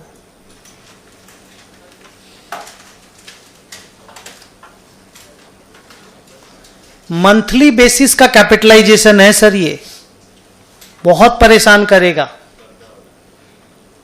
मंथली बेसिस पे कैपिटलाइजेशन जब होता है ना, सुनना, तो अगले मंथ का जो इंटरेस्ट होता है, जो आप कैपिटलाइज करोगे अगले मंथ का, मैं आपको ये दिखा रहा हूं, इधर देखो। अगले साल का जब, इधर ये वाला सम याद है, अगले साल का जब इंटरेस्ट निकला था तो 344 पे निकला था। साल में तुम लोगों का कॉन्सेप्ट ठीक है, वो चीज अभी मंथ में यूज होगा।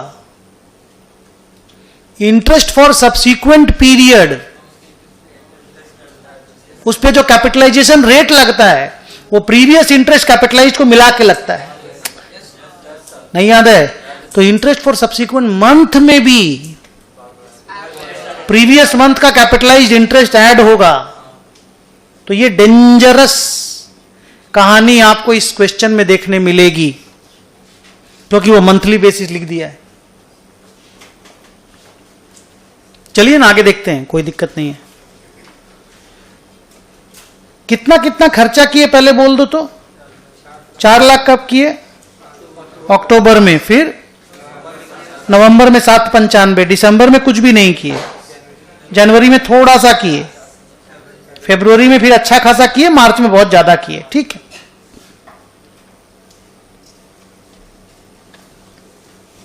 %15 पर एनम का ब्याज है, माने 1.25% हो गया क्या? ठीक है। 20 लाख का लोन है,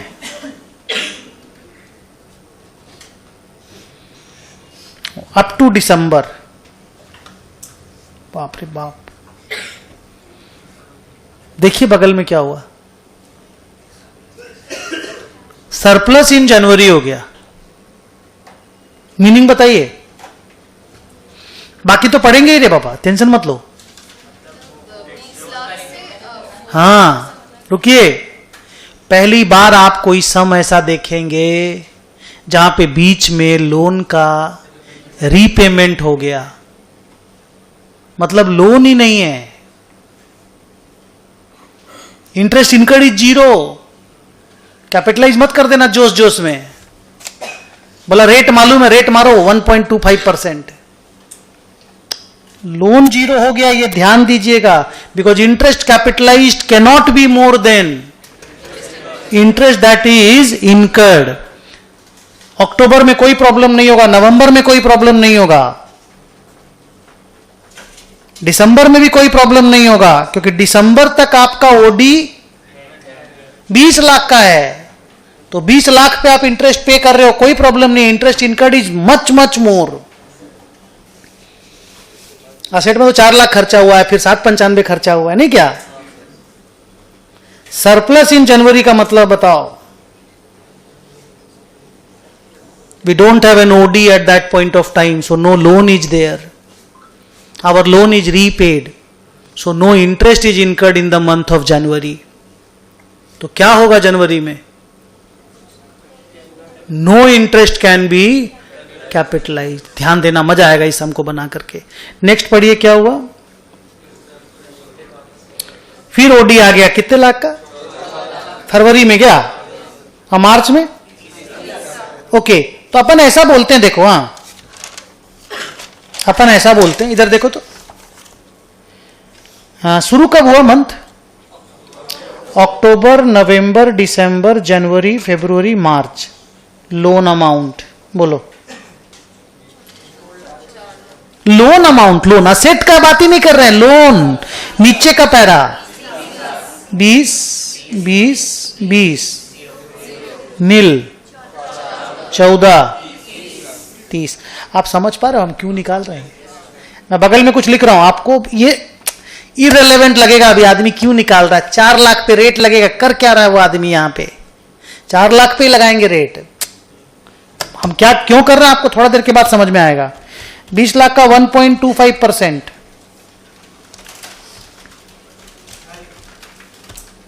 25,000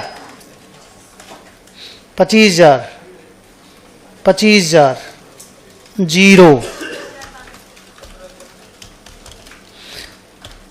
17,500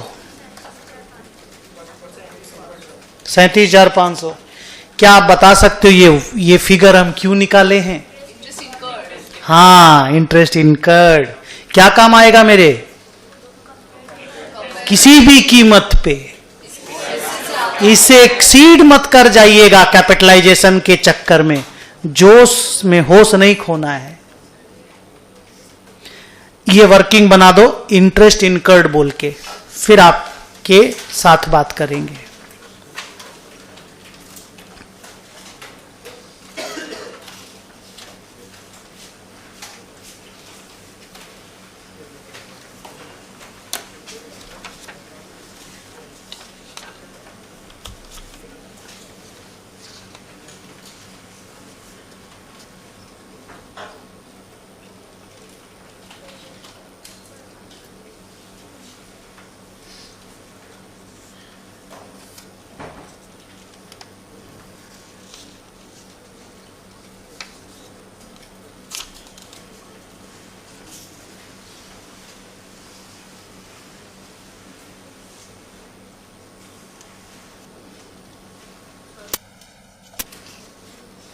हाँ बोलना। 44 हुआ है क्या मार्च में? ओडी का अकाउंट तो एक ही है। ओडी के बैलेंसेस बताया उसने कि मेरा इतना इतना इतना इतना ओडी था, तो वो बताना चाहता है कि ये अपना टोटल जनरल पर्पस लोन है भाई। कैपिटलाइज करते वक्त थोड़ा ध्यान दे देना, माने वो दो तरफा गेम खेल रहा है, खाली कैपिटलाइज नहीं निकालने बोल रहा है, इनकट से चेक भी करने बोल रहा है। हाँ हाँ, माने ओडी है। हाँ, तो ओडी अगेन विड्रॉ किया, मतलब इन एक्सेस ऑफ 14 थोड़ी है, ओडी का बैलेंसेस दिया हुआ है। सर देखो 20 लाख का ओडी है up to 31 December, surplus in January, OD 14 in February और 30 इन मार्च। ठीक ही तो है। 14 is included in 30. ऐसे नहीं होता 14 इज इंक्लूडेड इन 30, ऐसे नहीं होता। ओडी में इस तरह से नहीं होता है। हो सकता है 14 का मैं 2-3 दिन के बाद पेमेंट कर दिया होगा, फिर खड़ा हो गया होगा, बढ़ता गिरता रहता है। वो तो नेट अमाउंट आपको दिया है, वो इंक्लूडेड एक्सक्लूडेड नहीं बोला जाता है कुछ भी।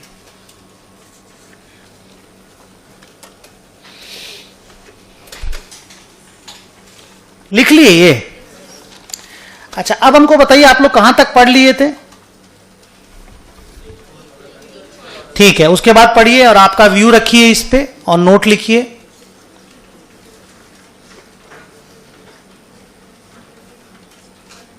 एक स्ट्राइक हुआ था कंपनी की फैक्ट्री में दिसंबर में, तो कंस्ट्रक्शन का काम तो नहीं हो पाया था, लेकिन substantial administrative work related to the project continued था।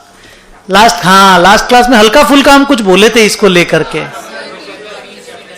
कैपिटलाइज करने मिलेगा या नहीं मिलेगा? हाँ, कैपिटलाइज करने मिलेगा या नहीं मिलेगा? मिलेगा। गुड। लिखो नोट, ये नोट 1 हो गया अपना, लिखो नोट 2।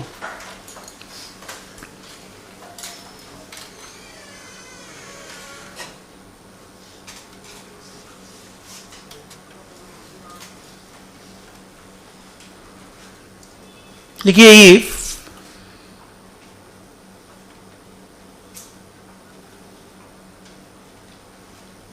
नहीं, इफ नहीं करो, in the month of in the, कौन सा महीना था वो? December, when there was a strike,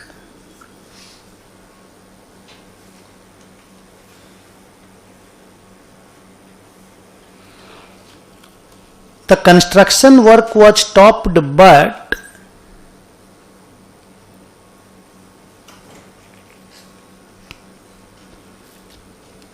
substantial admin work was continued. But substantial admin work was continued. Full stop. So, we will capitalize interest in December. दिसंबर था ना वो month, ठीक है। अच्छा सर, सब कुछ ही रुक गया होता और मान लीजिए एकदम अनअवॉइडेबल था वो,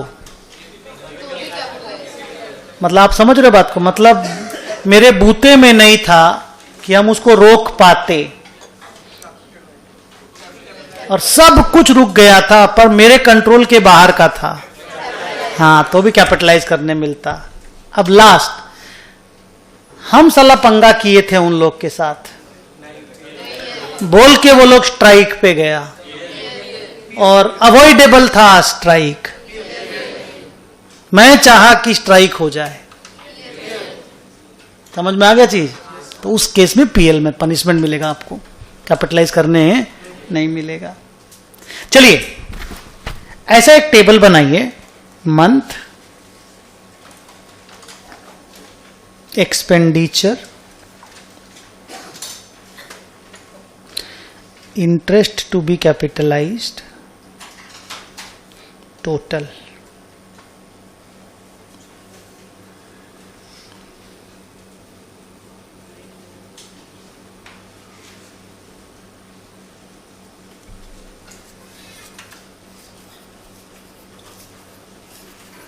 तीन मिनट में, हाँ, फिर ब्रेक हो जाएगा। बोलिए, मंथ,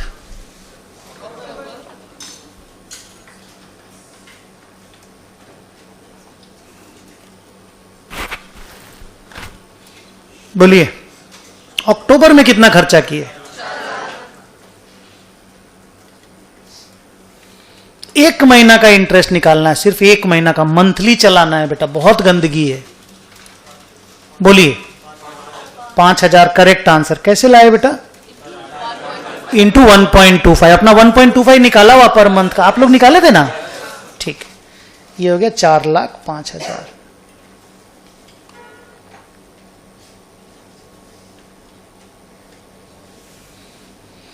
नवंबर में हमने कितना खर्चा किया?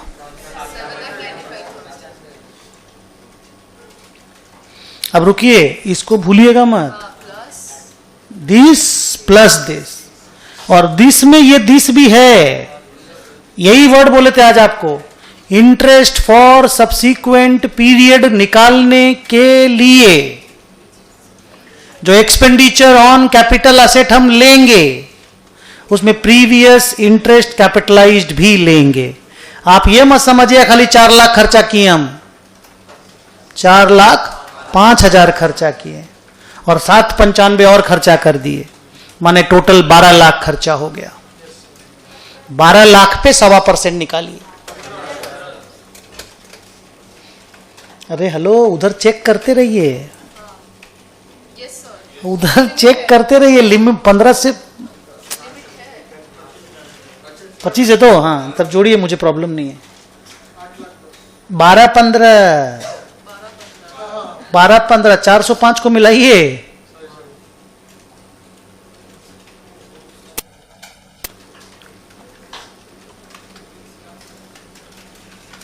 आज का जो पहला सम एनुअली बनाए थे ना, आज का आखिरी सम मंथली बना रहे हो। नेक्स्ट, दिसंबर। कितना खर्चा किए? 12-15,000। कुछ खर्चा नहीं है, बहुत बढ़िया। लेकिन आप बोले थे ना कैपिटलाइज तो करेंगी, अपना ये बात हुआ था ना कुछ, हाँ तो मारो 12-15 पे मारना। 15,188। साला कोई काम नहीं हुआ फिर भी आप कैपिटलाइज किए हो सर, गुनाह तो नहीं करेक्ट है, गुनाह तो नहीं कर रहे हो, क्यों किए कैपिटलाइज? हाँ सर बाकी काम सब चल रहा था, खाली साइट पे काम नहीं हो रहा था, बाकी सारे काम चल ही रहे थे।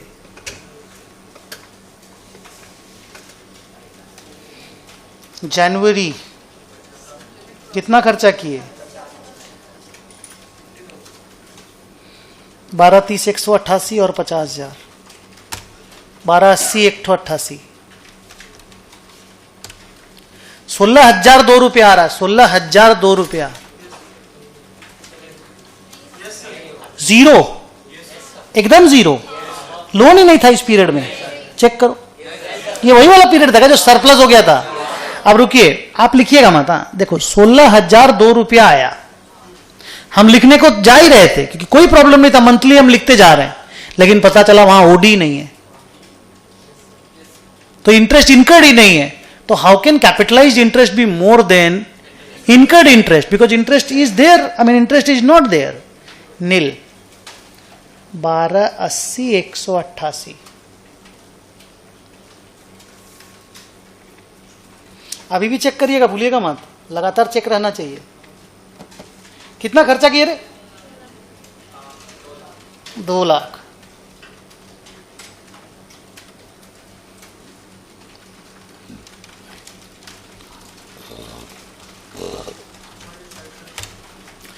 चौदह 80 188,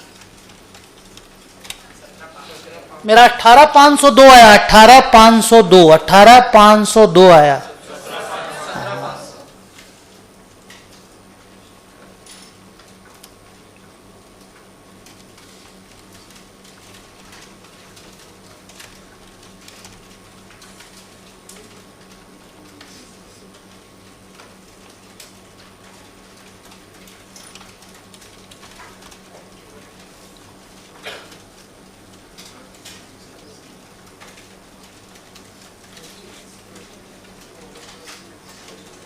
हाँ,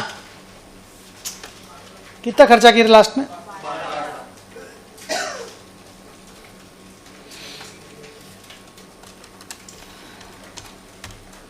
26।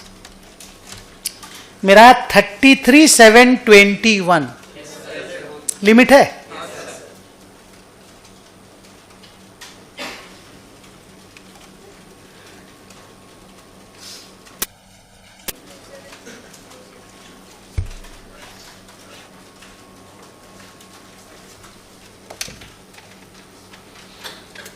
कोई भी ना ऐसे मंथ वाइज नहीं करता है, कोई कंपनी मंथली नहीं करता है। हाँ,